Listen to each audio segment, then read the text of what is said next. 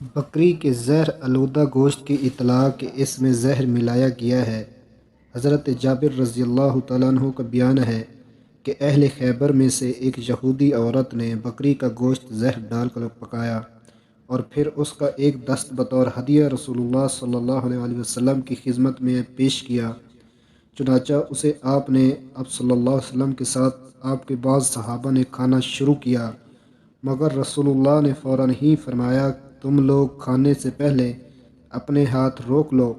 چنانچہ انہوں نے ہاتھ روک لیے۔ آپ صلی اللہ علیہ وسلم نے اس یہودی عورت کو بلا بھیجا اور وہ آئی تو آپ علیہ الصلوۃ والسلام نے اس سے پوچھا کہ کیا تو نے بکری کے اس گوشت میں زہر ملایا ہے؟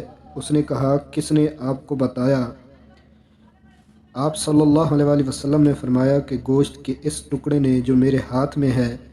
اس یہودیہ نے کہا جی ہاں، میں نے اپنے دل میں سوچا کہ اگر آپ صلی اللہ علیہ وسلم نبی ہوں گے تو آپ کو یہ نقصان نہیں پہنچائے گا، اور اگر نبی نہ ہوں گے تو ہم آپ سے اطمینان کا سانس لیں گے۔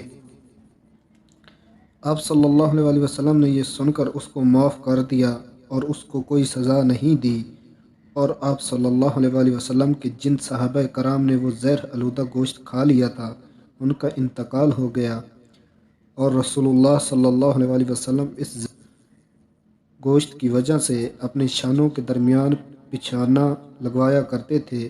پچھانا لگوانے والے ابو ہند تھے جو سینگ اور نشتر سے پچھانا لگایا کرتے تھے، اور یہ انصار قبیلہ بنو بیضہ کا آزاد کردہ غلام تھا۔ اللہ تعالیٰ جس کو رسالت اور نبوت کی دولت سے نوازتا ہے اس کی قدر و منزلت آسان ناشکرے کے علاوہ ساری مخلوق اپنا فرض سمجھتی ہے۔ اس لیے یہ حیرت کی بات نہیں ہے کہ گوشت کے ٹکڑے نے خبر دی کہ مجھے میں زہر ملایا گیا ہے، تاکہ خدا کے برگزیدہ رسول اس کی مہلک اثرات سے اپنے کو محفوظ رکھ سکیں۔ باقی جس چیز میں اللہ تعالیٰ نے جو اثر رکھا ہے وہ اثر بہرحال اپنا کام کرتا ہے۔ چنانچہ جس مقدار میں زہر نے جسموں میں اثر کیا وہ اپنے عمل دکھایا، حتیٰ کہ رحمت للعالمین صلی اللہ علیہ وسلم پر بھی اس کا اثر زہر ہو کر رہا۔